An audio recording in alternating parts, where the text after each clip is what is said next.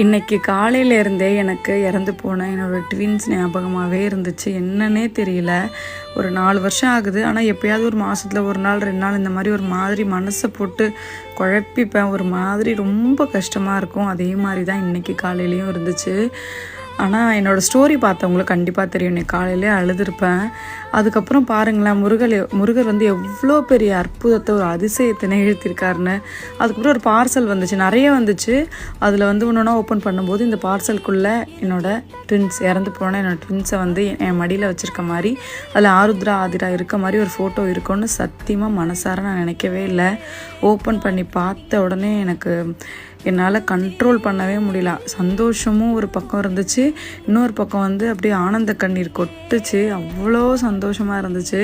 so நம்ம ரொம்ப கவலையாக இருக்கோம் அப்படின்ற டைமில் எதை பற்றி கவலைப்பட்டுட்ருக்கோமோ அது நம்ம கூடவே இருக்கிற மாதிரி ஒரு நிகழ்வு நடக்கும்போது தான்